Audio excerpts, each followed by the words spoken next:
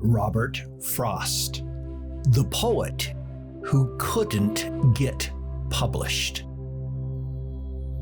You've heard of America's beloved and famous poet, Robert Frost.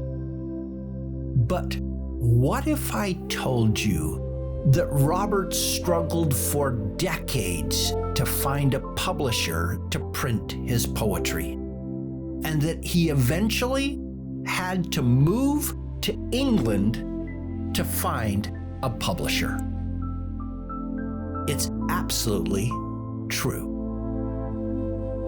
On March 26th, 1874, a squalling young boy was born to William and Isabel Frost in San Francisco, California.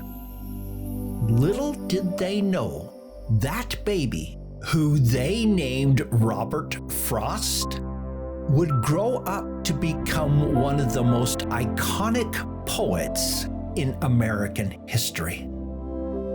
Unfortunately, the family faced tragedy when Robert's father passed away in 1885, prompting them to move back to Massachusetts, where Robert would discover his love for poetry.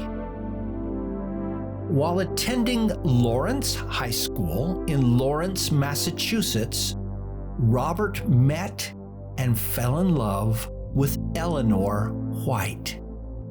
Their love blossomed, as did their scholarship, and the two of them graduated as co-valedictorians of the high school.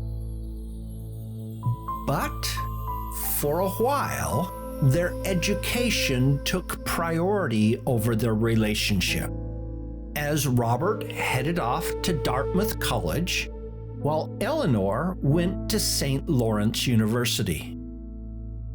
3 years later, love won out, and Robert left school to marry Eleanor in 1895. But like many young couples, life for them was not all love and roses.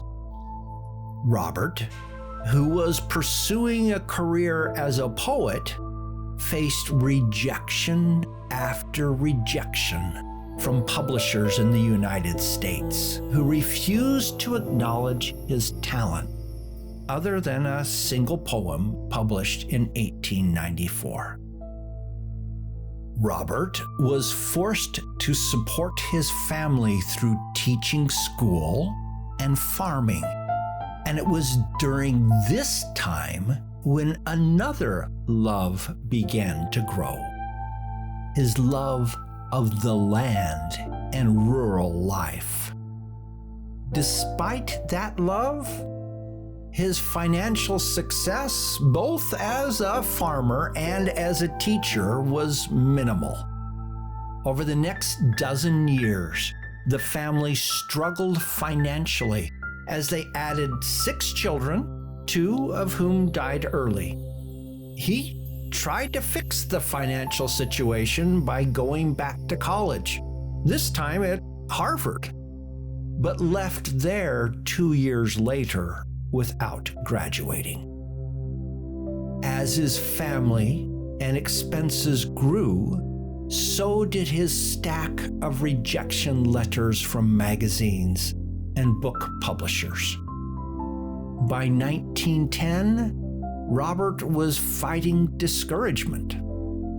At the age of 40, he had not had a single book published and had only seen a handful of his poems appear in magazines.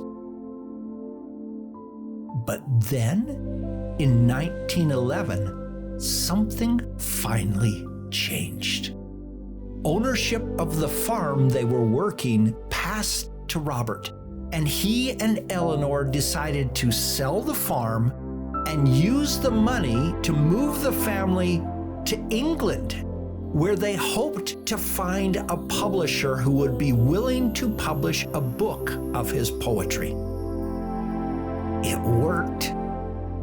Through the help of fellow expatriate and poet Ezra Pound, Frost got his first book published, A Boy's Will, in 1913, followed by a second, North of Boston, in 1914. This book introduced favorite poems like Mending Wall, The Death of the Hired Man, Home Burial, and After Apple Picking to the world.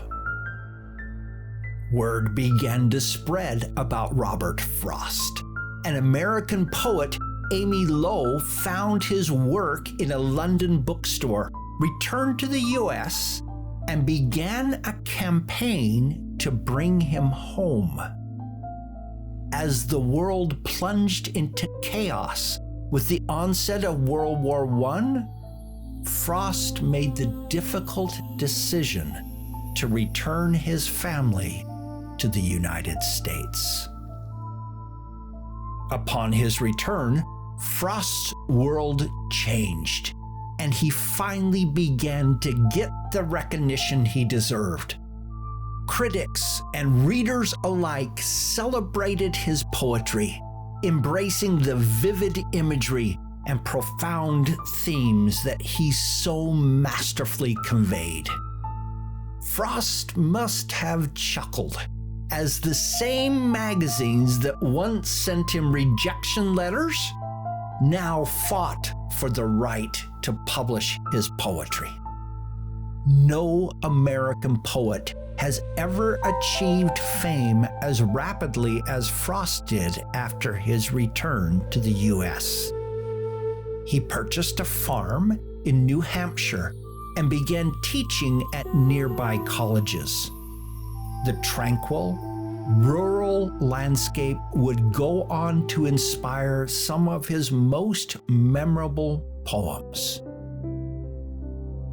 Among his many works, The Road Not Taken, featured in his 1916 collection Mountain Interval, stands as an enduring testament to the power of choice and the roads we take in life. Another beloved poem, Stopping by Woods on a Snowy Evening, was published in his 1923 collection, New Hampshire.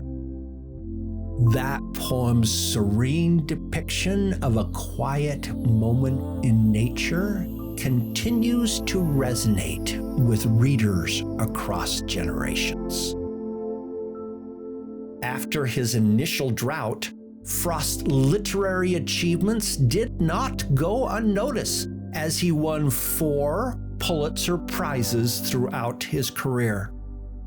In 1961, Frost was invited to read a poem at John F. Kennedy's inauguration, further solidifying his status as an influential figure in American culture. Frost continued to write, teach, and receive numerous honors and awards. Then, in 1963, the world bid farewell to 89-year-old Robert Frost through his death. But his legacy lives on through his timeless poetry. To this day, Frost's words continue to inspire, enchant, and challenge readers, serving as a testament to the enduring power of art and the human spirit. Frost's determination to push forward, to not give up, and even to put everything on the line to pursue his dreams brings to mind a favorite line from his famous poem, "Two roads diverged in a wood, and I took the one less traveled by, and that has made all the difference.